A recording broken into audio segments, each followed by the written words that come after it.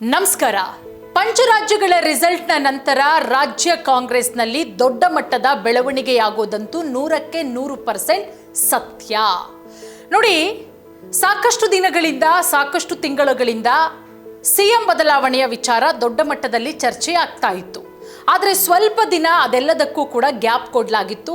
ಕಾರಣ by election ವಿಚಾರ, ಪಂಚರಾಜ್ಯಗಳ ಚುನಾವಣೆಯ ವಿಚಾರ.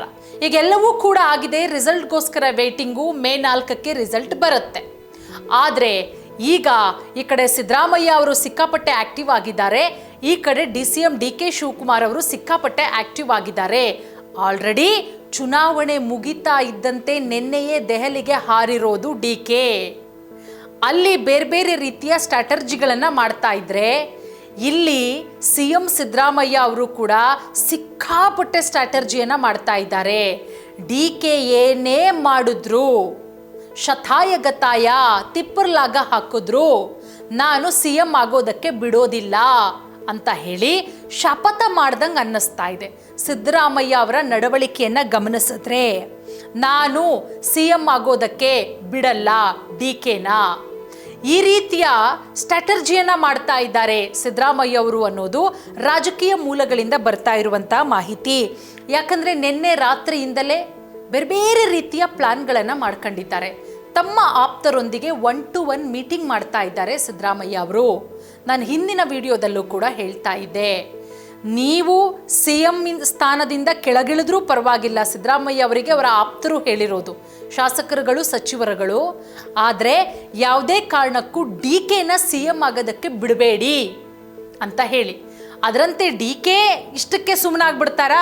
ಅವರು ಬೇರೆ ಬೇರೆ ರೀತಿಯ ಸರ್ಕಾರವನ್ನೇ ಉರುಳಿಸೋ ಮಟ್ಟದಲ್ಲಿ ಟ್ರೈ ಮಾಡ್ತಾ ಇದ್ದಾರೆ. ನೋಡಿ, ಈಗ ಸಿದ್ದರಾಮಯ್ಯ ಬಣದ ನಾಯಕರುಗಳ ಲೆಕ್ಕಾಚಾರ ಹೆಂಗಿದೆ ನೋಡೋಣ. ಸರ್ಕಾರ ಉರುಳಿಸೋದೆಲ್ಲ ನೆಕ್ಸ್ಟ್ ಪಾರ್ಟು. ಸದ್ಯಕ್ಕೆ ಏನು ಪ್ಲಾನ್ ಮಾಡ್ಕೊಂಡಿದ್ದಾರೆ ಅನ್ನೋದನ್ನು ಈ ವಿಡಿಯೋದಲ್ಲಿ ನಿಮಗೆ ತಿಳಿಸ್ಕೊಡ್ತಾ ಹೋಗ್ತೀನಿ.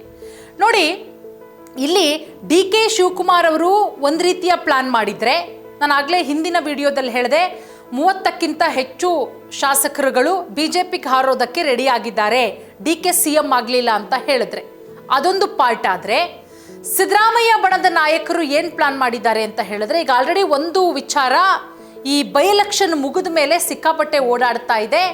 ಜಮೀರ್ ಅಹಮದ್ ಖಾನ್ ಅವರು JDSಗೆ ಹೋಗ್ತಾರೆ,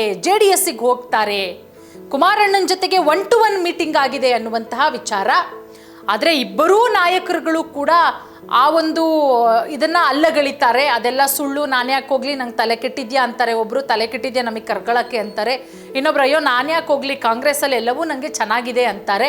ಆದರೆ ಅದೇ ಕಾಂಗ್ರೆಸ್ನ ಶಾಸಕರು ಹೇಳ್ತಾರೆ, ಹೆಂಗೆ ಅವರೇ ಒಬ್ಬರೇ ಹೆಂಗೆ ಹೋಗ್ಬಿಡ್ತಾರೆ, ನಾವೆಲ್ಲ ಒಟ್ಟಿಗೆ ಬಂದವರು, ಜೊತೆಗೆ ಬಂದವರು, ನಾವೆಲ್ಲರೂ ಕೂಡ ಜೊತೆಗೆ ಹೋಗಬೇಕು ಅಂತಲೂ ಕೂಡ ಹೇಳ್ತಾರೆ.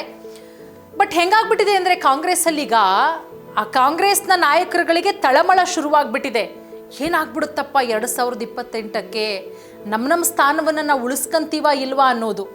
ಈಗ ಈ CM ಬದಲಾವಣೆ ವಿಚಾರಕ್ಕೆ ನಾವು ಬರೋದಾದರೆ, ನೋಡಿ, ಸಿದ್ದರಾಮಯ್ಯ ಬಣದ ನಾಯಕರುಗಳು ಒಂದಷ್ಟು ಪ್ಲಾನ್ಗಳನ್ನು ಮಾಡಿದ್ದಾರಂತೆ. ನೋಡಿ, ನೀವು CM ಸ್ಥಾನದಿಂದ ಕೆಳಗಿಳಿಯುವಂತಹ ಪ್ರಸಂಗ ಬಂದರೆ ನೀವು ಪರಮೇಶ್ವರ್ ಅವ್ರನ್ನ CM ಮಾಡಿ, ಇಲ್ಲ ಅಂತ ಹೇಳಿದ್ರೆ ಸತೀಶ್ ಜಾರಕಿಹೊಳಿ ಟೀಮು BJPಗೆ ಹೋಗೋದಕ್ಕೆ ಪ್ಲಾನ್ ಮಾಡ್ಕೊಂಡಿದೆ. ನೋಡಿ, ಇಲ್ಲಿ ಸತೀಶ್ ಜಾರಕಿಹೊಳಿ ಟೀಮು BJPಗೆ ಹೋಗೋದಕ್ಕೆ ಪ್ಲಾನ್ ಮಾಡಿರೋದು.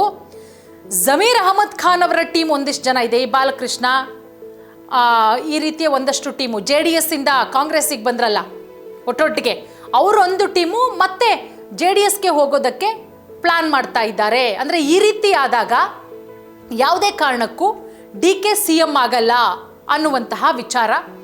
ಹಾಗಾಗಿ ರಾಜ್ಯ ರಾಜಕೀಯದಲ್ಲಿ ಸಾಕಷ್ಟು ಬೆಳವಣಿಗೆಗಳಾಗ್ತಾ ಇದೆ. ಸಿದ್ದರಾಮಯ್ಯ ಬಣದವರು ಒಂದು ರೀತಿಯ ಪ್ಲಾನನ್ನು ಮಾಡ್ಕೊಂಡಿದ್ರೆ, DK ಬಣದವರು ಒಂದು ರೀತಿಯ ಪ್ಲಾನ್ ಮಾಡಿದ್ದಾರೆ. ಸಿದ್ದರಾಮಯ್ಯ ಅವರು ಹೆಂಗೆ ನಾನು ಶತಾಯಗತಾಯ ಬಿಡದೇ ಇಲ್ಲ ಇನ್ನು 2.5 ವರ್ಷ ಅಂತ ಹೇಳಿ ಪಟ್ಟು ಹಿಡಿದು ಕುಳಿತುಕೊಂಡಿದ್ದಾರೋ, DK ಶಿವಕುಮಾರ್ ಅವರು ಕೂಡ ಅಷ್ಟೇನೆ. ಅದೆಂಗೂ ಬಿಡಲ್ಲ, ನಾನು ನೋಡ್ತೀನಿ. ಸರ್ಕಾರ ರಚನೆಯಲ್ಲಿ ಪ್ರಮುಖ ಪಾತ್ರ ವಹಿಸಿದ್ದು ನಾನು, 135 ಬರುತ್ತೆ ಅಂತ ಕರೆಕ್ಟಾಗಿ ಹೇಳಿದ್ದು ನಾನು, ಅಷ್ಟರ ಮಟ್ಟಿಗೆ ಶ್ರಮ ವಹಿಸಿದ್ದೀನಿ. ಎಲ್ಲ ವಿಚಾರದಲ್ಲೂ ಕೂಡ ಎಂಥದ್ದೇ ಸಂದರ್ಭದಲ್ಲೂ ಪಕ್ಷದ ಜೊತೆಗೆ ನಿಂತ್ಕೊಂಡಿದ್ದೀನಿ. ನನಗೆ CM ಮಾಡಲಿಲ್ಲ ಅಂದರೆ ಹೆಂಗೆ ಅಂತ ಹೇಳಿ DK ಕೂಡ ಸಾಕಷ್ಟು ಪ್ಲಾನಿಂಗ್ಗಳನ್ನು ಮಾಡ್ಕೊಂಡಿದ್ದಾರೆ. ಒಟ್ಟಾರೆ ಎಲ್ಲ ಗೊಂದಲವನ್ನ ಕಾಂಗ್ರೆಸ್ ಹೈಕಮಾಂಡು ಯಾವ ರೀತಿ ತೆರೆ ಎಳೆಯುತ್ತೆ ಅನ್ನೋದನ್ನ ಕಾದು ನೋಡಬೇಕಾಗತ್ತೆ.